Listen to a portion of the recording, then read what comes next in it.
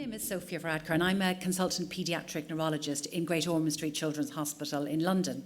I specialise in looking after children with rare epilepsies and epilepsies where the drugs don't work. And here are my disclosures. At Great Ormond Street, we are a purely children's hospital and we work within the NHS service and see children who are under the care of their paediatricians in their local hospitals and come to us for regional paediatric neurology. We have a comprehensive service and we look after medical management of epilepsy, dietary treatments, vagus nerve stimulation therapy, and we have a large children's epilepsy surgery service. We are still delighted to be part of the European Reference Network, and I also have another role where I work in our genomics medicine service, and I'll be talking a little bit about that, specifically in relation to the epilepsies in childhood. So, Tony spoke to you about very real, very immediate questions when usually an older teenager, a young person, or an adult has their first seizure. I'm going to be talking about actually that group of babies, children and young people whereby they have a diagnosis of epilepsy and where they have got very frequent seizures or very troublesome seizures and the drugs have not worked. And we know that is 70% or more of the children that we look after. 70% or more of the children we look after, the drugs do work. So the group that I look after are the ones where the drugs do not work. And the first thing that we do is exactly the same as Tony spoke about. We check, do we have the right diagnosis? Does this child actually have epilepsy? Or do we have the right type of epilepsy? Because there are, as you all know, there are many different types. They are the epilepsies of childhood. And that helps to tell us what tests we might do next and what treatment options might be next. And we work I work in the UK, you're living here in Ireland, so we are within advanced healthcare services. And remembering that actually there are many, many people around the world who the gap for services is much, much more. And there's been a huge amount of work globally around this question and the 50 million people worldwide who have epilepsy. So what am I going to talk about today? I'm going to speak first a bit about the new genetics, genomics, which I'm aware that there'll be people in this room who know all about this, and for some of you it may be a little bit newer. I will try to explain things in more patient-friendly terms, though of course some of you will be totally familiar with all of the medical terms, so forgive me. I'm going to do that because actually the diagnostic yield, how many times we can make a diagnosis, has totally changed in the last 10 years, and how it helps us then to choose the treatments. Then I'm going to focus on one particular new drug called cenobamate. I think the trade name here is Xcopri. Yeah, I'm looking around for a nod from the room. Like Tony, I'm absolutely schooled in using the generic name, so you will forgive us both. And I'm going to share with you some of the experience we've had with children with that. And then I'm going to talk about some advances in non-drug treatments, particularly around dietary treatments. I'm going to give you a glimpse on two new types of epilepsy surgery approaches that we have been using the last couple of years. And I'm going to finish with the mice trial, which is actually about mental health. And actually that will be the most important thing that I want to talk to you about today. And I'm going to be looking over at Edel for warnings on time and glancing at my watch as well. So if Edel, I'm starting to run too close, do me a big 5 minutes so I know that actually I need to... Oh, you don't need to worry. I'm not worried, I'm scared. There's a difference. But I got up those steps without falling, so I should be all right. Okay, so now thinking about genomics and the diagnostic yield. Now, every time we talk about genomics, we show these cool, beautiful pictures which kind of depict a neuron and all the different pathways and all the different channels and gateways. But actually, it's knowledge of that and knowledge of our own genetic coding, the basic messages within all of our bodies. It's like, I like to think about it's a book that you're reading and are any spelling mistakes in that book, but there are also things that just make us individual and make us different. And we've had some amazing, powerful tools come online, and you'll be hearing more about that from other speakers as the day goes on. But they actually are helping us to explain the reasons why we have many things. It could be why you've got high cholesterol. It could be why your cancer or your tumour responds to something. It could be the reason why you have epilepsy. And those, how the yield, how much is the chance that you will actually get an answer, has changed totally. The first line there on your right-hand side, neonatal developmental and epileptic encephalopathy. So these are little small babies who begin having seizures in the first weeks and months of life. We now can actually get an explanation or an answer to 50-60% of those little babies from the genetic tests. And then you add in what you get from the MRI scans and your other biochemical investigations. Lennox-Gastaut syndrome is a severe form of drug-resistant epilepsy, which I will be aware there will be a number of you in the room who either may have that or you may have family members who have that. We're finding about 3 out of 10 people with Lennox-Gastaut, we can find a genetic explanation. And I will share with you in a minute how that makes a difference in terms of the drugs that we can access and the licensing that's being done to determine what drugs are available.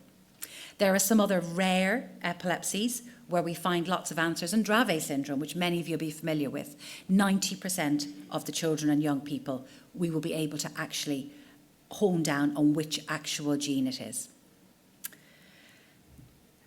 And just thinking a little bit about those little babies, the other big change is getting a fast diagnosis, not waiting for months and years, what has been referred to, as you know, as like the diagnostic odyssey, another test, another investigation, waiting for answers and wondering what's going on. Now we have rapid gene testing, which actually will help to shorten the time. The Gene Step study was a really powerful piece of work, which is showing us that actually, if we can get that diagnosis early for the little babies, we can have an impact on their treatment, but broader than that, their understanding for their family and planning for the future and all of the other non-medical treatments as well. In the United Kingdom, we're moving for children over to TRIO. TRIO means a sample from the child and a sample from mum and a sample from dad, because we all have changes in our genetic profiles. And we have things which I kind of say, they're like freckles in your genes. We call them variants of uncertain significance. And you have to figure out, actually, is that just a freckle? Does it matter? Or actually, is it really important? And by having mum and dad's genetics as well, you can tell that. And what we've just started in the UK is called the Generation Study, and it's a research study being ran by Genomics England in association with the NHS. And actually what they're doing is taking a sample of blood when a baby's born, so cord blood, or else a heel prick afterwards, and actually testing that sample in perfectly healthy, well babies, like you do the heel prick, same way, and looking for over 500 gene changes that can cause over 200 rare diseases in babies. This is all types. These could be kidney diseases, they could be bone diseases, as well as the epilepsies. And what we're hoping that will do is that will actually show us if we can screen early, make a diagnosis early, can we start treatment and can we impact on those children's care? So it's very exciting. It's only just begun. In about 2-3 years, we'll have an idea what the results are, but it very definitely is a watch this space. So there are different camps with doctors, as there always are. Some people will say, yes, do all the genomics. Clearly, I'm in one of those.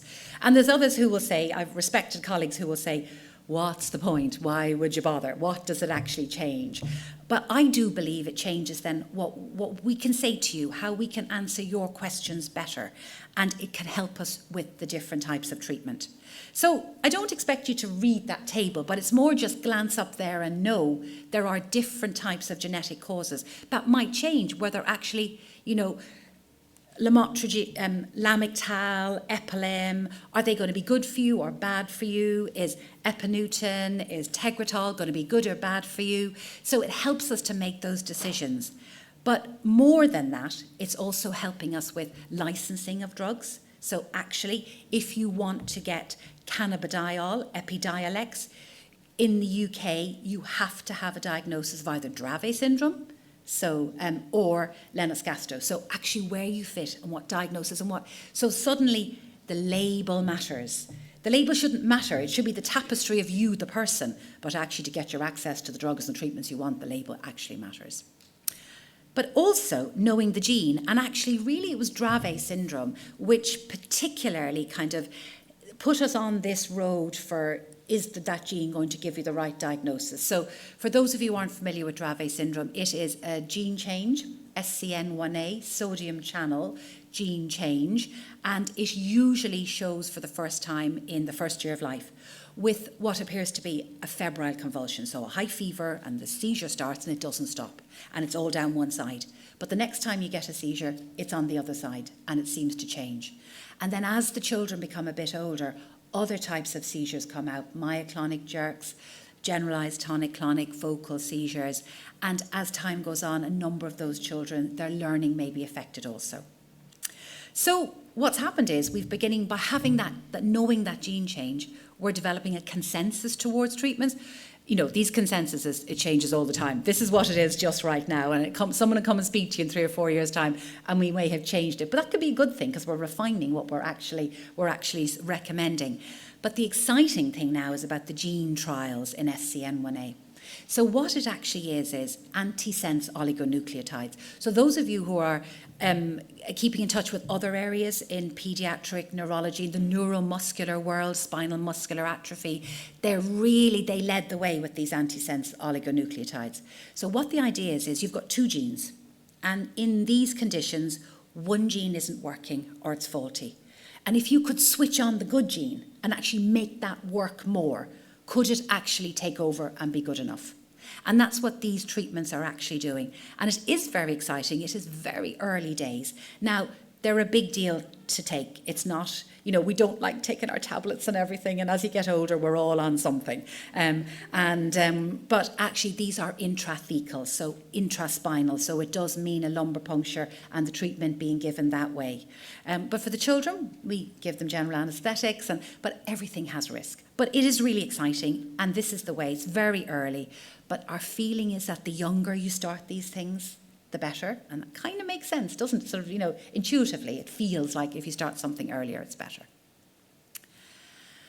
And then in terms of what else can we use the information for? Well, we've been doing repurposing, is the other word you'll hear us use a lot. Take an old drug, now use it for something new. So fenfluramine, which I don't think is available I'm looking over, Peter, is not available yet, or it's coming, you're waiting, yeah. So fenfluramine has been really exciting. It actually is an amphetamine derivative, and the fighter pilots in World War II used to use it to keep awake. But somewhere along the way, somebody figured out that it really worked for photosensitive epilepsies. And then very cleverly, our colleagues in Belgium went, let's start trying that for SCN1A Dravet syndrome. And actually, it's proving to be really good. It stopped being used a number of years ago because it caused heart valve thickening, but it doesn't seem to cause that, as far as we can tell, in the doses we're using for epilepsy, because we're actually using much smaller doses than it was used before. But again, to get access to this, we need to have a genetic diagnosis or a clinical diagnosis, which comes with it. But it does feel to me, actually, this is an exciting drug, and this is a good drug, and it's more exciting than lots of other things that we were all waiting for before. I've mentioned another treatment there, not because it may be particularly relevant to many of you here, but just the idea and the concept of trying new things. So ganoxolone it's like it's allopregnanolone, so it's a steroid-based treatment. And we've been using that, again, for 2 rare genetic epilepsies, CDKL5 and PCDH19. And again, when I say rare, things aren't as rare now we've started looking and testing for them. PCDH19, all of us will be looking after young women in our clinics who have this. And over the years, many of us will looked after, again, mostly young girls with CDKL5. So I'm going to move away from the genetics and talk about a drug that's helpful, I think, for really any type of epilepsy, and that is cenobamate. So this is the first time in, I'd say, 15 years I have been really excited about a drug, and I have really wanted to offer it to the young people that I look after.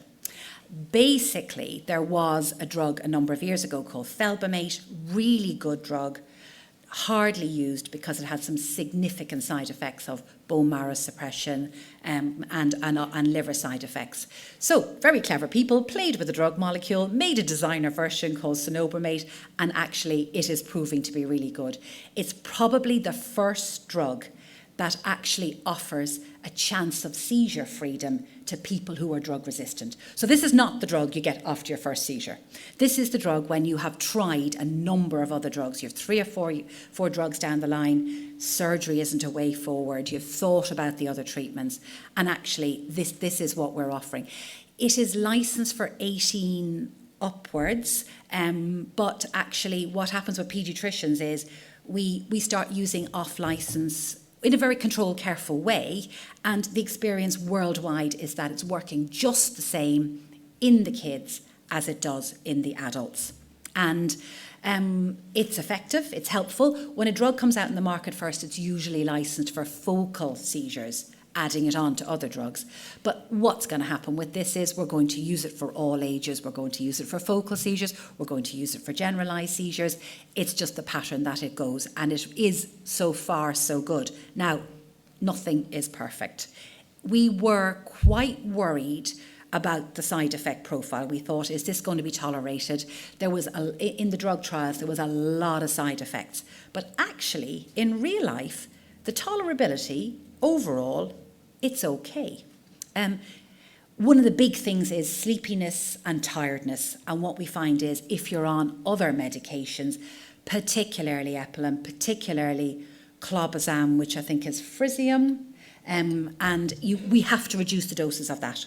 Otherwise, our poor teenagers are whacked out. But when we get that right, they say, yeah, actually, I want to stay on it. Just take the other ones down. And it's very much a decision with our young people as to, is this making your life better or are the side effects too much? But so far, it's feeling good. Most of the young people are wanting to stay on it. And that seems to be pretty consistent with adult practice as well. There were some major side effects. There was one particular major side effect in the clinical trials, and that's a rare hypersensitivity drug reaction called DRESS. Touch wood, we don't seem to be seeing that, and we're not seeing those severe side effects that I told you about that happen from the felbamate drug that it was designed from, such as the blood count changes, the bone marrow changes, and the liver. But it's still early, and this is the thing with all new drugs. It's still early, but we are excited. So let's see. Okay, moving away from the drugs to the non-drug treatments.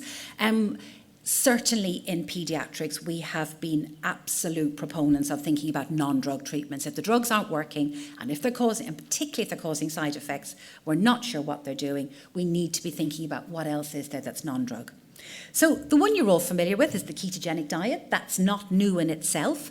There's been modifications to it over the years, more of a modified Atkins type diet for the teenagers and the young adults and the adults. So it's less of an impact on life. A new thing for us in the paediatric neurology world is the Kiwi trial, which compared this against anti-seizure medications in little infants and small babies. And it pretty much works the same, which is good. You kind of think, well, what do you need to show that for? Well, you do need to show that to get the funding and the resource and to get the government to pay for it and to say you can have it. Because setting up ketogenic diet services, there were patches in the country where it was great, we have a service here. And then you go 10 miles down the road and there isn't one. And actually also for adult colleagues, getting the services set up in adult neurology as well. But the new thing in the last couple of years is more understanding of how it works. We did used to think it was ketosis. Those of you who may not be familiar with this or who are familiar with people on the Atkins diet, if you're starving, there's a kind of a funny smell on the breath. That's ketones. That's your liver metabolizing other energy sources.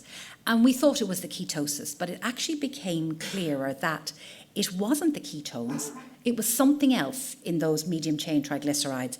It was the C8 and the C10. C stands for carbon, so how many carbons in the chain. So the octanoic and the decanoic acid.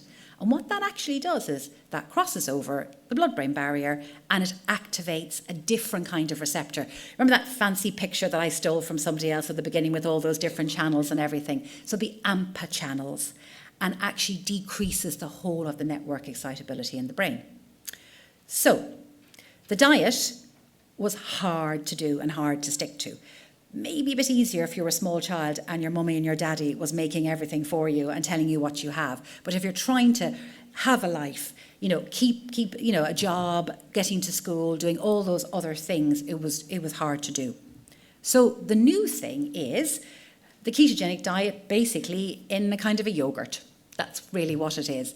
It's called K-Vita, and it is concentrated C10 and C8. It's a strawberry flavour emulsion. So it's kind of like the Petit Filous or those kind of thick yogurt drinks.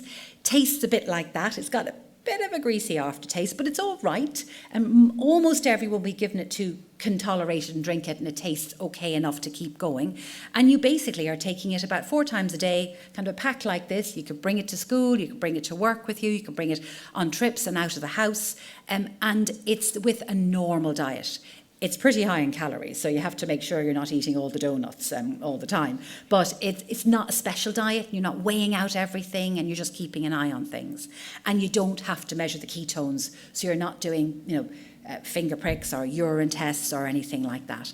And again, it seems to be, it's tolerated and it works and it's easier to try. And quite a few of our teenagers, they like it. They prefer it to other things that we've given them. So that is a new thing. And I did mean to check if that was on the market in Ireland yet. And I'm looking over at my colleagues. It may not be. So watch this space. And actually, it's the dietitians that run it and the GPs that prescribe it rather than the hospital doctors, because it's gone in as like a food supplement. So, whatever gets it available. So actually, I'm hoping that will be something that you can watch out for in the next few years. Okay. Changing tack again, epilepsy surgery. Now, there is no doubt in our minds that if you are suitable for epilepsy surgery, or rather if epilepsy surgery is suitable for you, then it is the right thing to be considering. And we also are clear that the younger the better if you're children, because the brain has more plasticity, more time to change, more time to recover. The aim of epilepsy surgery is to stop seizures. It's not to help with all the other things, and certainly in paediatrics, we're really, really concerned about development and learning and opportunities. But actually, if you're able to stop the seizures, our kids have more access to the rest of life, the rest of development, all the opportunities that come along. And if you can be on less drugs, there, again, that is very clear that makes a difference in the ability of our children and young people to learn and to access education. So what's new? I'm going to tell you about 2 new things, and the first one is for treatment of hypothalamic hamartomas. But this is used for other types of epilepsy as well. So we're talking about deep, small lesions in the brain that are driving and causing epilepsy. And hamartomas are one of those. If you can see, I wonder if I don't have a pointer. So if you're looking where you are on the left-hand side, the 2 MRI brain scans, in the middle, deep, there's a grey blob. Let's see if, does that work? No, you can't see it. Okay. So I should have put a little arrow on it for you. There's an area in there in the very centre that doesn't look like it should be there, and it shouldn't be there. The drugs don't work for this type of epilepsy. So what we have is a new type of approach whereby our surgeon can actually put a very fine, thin laser catheter deep in the brain. And from the tip of that, really controlled and carefully, burn the lesion that's deep in the brain. And do it in such a way that with very clever computer models, we can mark on it the areas to avoid. So if you're trying to say, that area down there is really close to the pituitary gland, it's really close to the memory circuits, the mammillary bodies, thalamic tracts, really close to the visual pathways. And you can actually, on the computer modelling, say, switch off, cut off if the temperature goes above such and such. And you know what temperatures will be dangerous and what temperatures you want to burn. So that is the new approach that we're doing. And I'm going to show you a video of what it's like. Now, The video I'm going to show you will take about 10 seconds, but actually, in real life, this actually takes about kind of 2 or 3 or 4 hours it's all done inside in the MRI scanner. So in the intraoperative MRI scanner, the patient's in the scanner, and actually this is all happening with the MRI in real time showing us what we're doing. So this is always when you play a video, you go, I hope this works. Now here goes. Okay, so what you should see is on your right-hand side, a little yellow blob growing. That's the burn. That's the area of damage. There's a red rim around it. That's the bit we know might get damaged or might not. So that's kind of our safety zone, our transition zone. And then we're growing that blob deep, deep inside the brain. It might only be a couple of millimetres across or so. And to actually have gotten in there, our surgeon would have to risk doing significant damage to vital brain structures. So this is a very good, very safe way to do it. It's also giving us options giving us options for other types of lesions which would not have been operable before. So there are areas in the brain, the insula, in the bottom of the frontal lobe, where actually if you operated on that, you might create a hemiplegia, a weakness down one side. And now we're actually able to offer to just burn the areas, but protect and preserve all the critical, crucial structures around it. So we're very excited about it. It's not new in the world. Texas Children's pioneered this about 15 years ago, but it's new in Europe. So we were the first children's centre when we set this up in 2019. There are now 40 centres, at least across Europe, and it is becoming an area of expertise, and there will be more and more and more. And of course, when neurosurgeons get a new technique, they will find lots of other ways to use it, but it is very, very exciting. The wonderful thing about this is the kids are literally awake the next day and almost ready to go home. So this is a little girl, and her family shared their story on our hospital web pages, and that's her literally the day after she had that type of surgery, sitting up in bed, absolutely well and lovely. We have to keep the kids in for a couple of days because we have to very carefully monitor their salt and water balance, because the ablation, the burning we're doing, is very close to critical hormonal structures, the hypothalamus and the pituitary. But actually, from her epilepsy point of view, she's ready to go home. To get a new thing available, you will be aware, and you've heard about all the different pathways that we have to go through for drugs. And Tony has shared with you important clinical trials that can come before that. For surgical techniques, there's similar but different pathways, and in the UK we need approval that this is worthwhile to do from the National Institute for Health and Care Excellence, NICE. So we got that it was a license to use from 2019, we started using it. 2020 we had NICE approval, and then NHS England clinical commissioning policy, that's what actually says that the NHS, the health service, will then pay for it. That just came in November 2022. Prior to that, we were really fortunate to have charitable funding that actually paid for the kit, the equipment, and for all of our patients to have this treatment. In May of this year, we had done 50 children. 33 of them were for hypothalamic hamartomas, the example that I showed you. They're little. Our kind of average age of child is just 5 years of age, and we've done 3 little babies aged 6 months, 11 months and 13 months as well.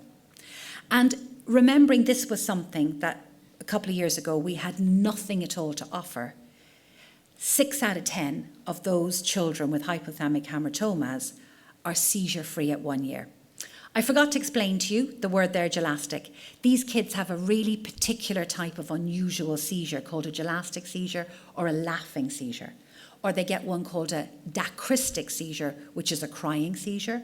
So it's very short, it's very brief, but it's not true laughter, it's not true crying, but it disrupts their lives. And actually, even if it's short and brief, as the kids become older, 5, 6, 7 years of age, they get really embarrassed by this. They don't want it to happen in school. They're trying to cover up. So actually, they just really want these seizures gone as well. Just before I leave this, I want to make a comment on any decisions that we make and the way we should approach all of these rare treatments and new treatments I think in all of medicine, but particularly in paediatrics, we take a real multidisciplinary team and holistic approach. You can see there a list of all sorts of people that are involved in planning that treatment. And key in that are our nurse specialists and nurse practitioners. And they really bring through and make sure we hear the patient voice and what's most important to the children that we look after and to the families that support them. So I'm going to tell you now about one other thing which is really hot off the press, and this is deep brain stimulation for epilepsy. Now again, it's not new. Actually, there were some really good clinical trials using deep brain stimulation for epilepsy and for Lennox-Gastaut in mostly adults out of Mexico about 20 years ago. But it just didn't get picked up, and it didn't get FDA approval, and it kind of went by the wayside. But there is now a clinical trial in the UK between University of Oxford and King's College Hospital and ourselves at Great Ormond Street. And this is for deep brain stimulation. And here, what our surgeons are doing is putting stimulation catheters deep in the brain. And that top picture with the two blue blobs on it, showing you where the stimulation is. This stays in. The laser I told you about, surgeon puts it in, catheter comes out. But this one, you implant it in to stay. This type of technology is used for Parkinson's and used really well in tremor and Parkinson's. But this is for epilepsy, and you put those electrodes in specific different places for epilepsy. And the stimulator, which you can see, that's a model of a skull. It's not a real skull that you can see there. And our surgeon makes a kind of a cradle in the bone. And he places, I say he, because we have two male surgeons that are doing this currently. Martin Tisdall is leading on this, and then we have Zuberta here. You can see that the picostim, it's called, sitting there in the cradle, in the bone. And that sits there. And child goes back, does all their activities as normal, and that is an intraoperative image of, you can see where it's sitting on the bone in the skull, so that's the bottom right that you can see, and the two electrodes going down into the middle. And we've had one particular young man called Oren, and Oren shared his story. It's on the website, you can Google it, you can see it. And he was on BBC in the morning about a month or so ago, sharing his story, telling all about how it's made such a difference to his life. And the really great thing about it is it's rechargeable. So do you see the headphones on his head? That's how you recharge the device, by wearing the headphones for a couple of hours a day. And all the programming is done with the programming device that I've shown you a picture of down there. It is early days, but so far, again, we are very, very excited about this, and we're hoping it's going to be, another way forward, another option for our children and young people, and indeed adults who have got drug-resistant epilepsy.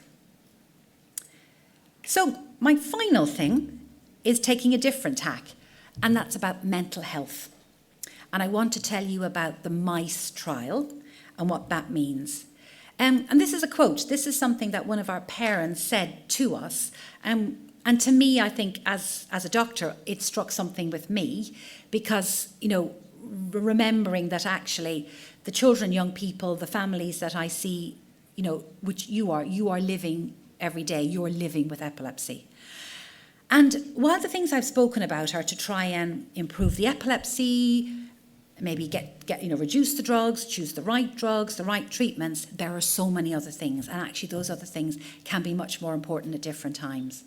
For me, looking after children and young people, it's about learning and the intellectual disability. So many of the children we now recognise they have what we call comorbidities, the other stuff that comes along with epilepsy.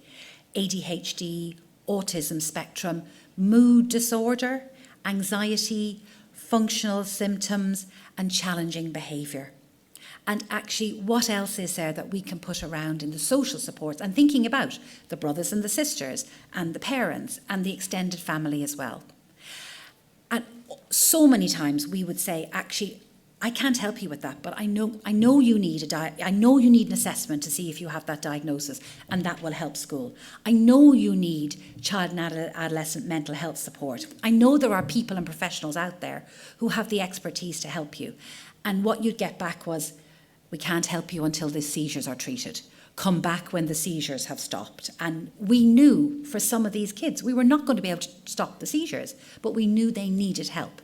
So the MICE trial was looking at this. So MICE stands for Mental Health Intervention for Children with Epilepsy. And what it did is it took an accepted standardised approach of behavioural management called MATCH, and it co-created and co-designed with young people and their families a new version of that, an approach to this. And what actually happened was healthcare professionals, specialist nurses, but didn't even have to be epilepsy specialist nurses, assistant psychologists, they would work with the family to set the targets. What really matters? Sometimes it would be, we would just want to sleep the night. It might be need to get into the dentist. It could be just need to get around the supermarket without a temper tantrum or without everyone looking at us and wondering what's wrong.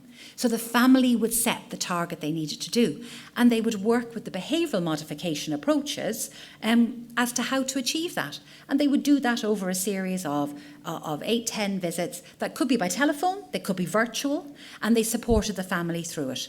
And it was really effective. It showed that this works. It shows that the standard things that we have out there do work for the children. There is something that can be done, and you don't have to wait for the seizures to stop. And on that graph, you can see getting better is the purpley wine-coloured line at the bottom, and the others who didn't get this are the bluer line above. So it definitely works. And it's the health economics, we're about to publish that too. It actually ends up being cost neutral, because that's one of the big things, is trying to show those who are paying for the healthcare that actually invest in this, you save money elsewhere, or you don't lose money, and actually it's better for the families, the children. And the other graph that you can see there, what I want to show to you is that it still works with all of those things. So if that child has got autism or not, has intellectual disability or not, all of those things, it still works. So again, when we're being told, we can't help until you fix something else. No, you can help. And that is really, really, really important. And all the families, they just say it was the best thing that we offered them that year. It wasn't the drugs, it wasn't all the other things that I spoke about, it was actually this that made a difference for their life. So, finishing there with just some final closing thoughts, there are advances all the time in the treatment of the epilepsies for children. And there have been big advances in the genetics, and that is helping us to think about the treatments and moving towards the hope that we could offer precision medicine, the right treatment for that right child at the right time. There are new anti-seizure medications. There's lots of other ones. I've just chosen a couple of my favourites, are the ones I'm excited about at the moment. I'm excited about the new dietary treatments, and I'm excited about the new surgical treatments. So I hope I've shared that with you. But most importantly to me, the big thing for me is that evidence that the behavioural interventions work in children with epilepsies. We still have an enormous treatment gap, not just globally, but for all of you and all the families that we work with here in more advanced healthcare services. But we are all part of closing that gap. And I think, we need to keep doing that. So just a few colleagues that I work with that particularly were helpful around the things that I've been speaking about today. Thank you very much.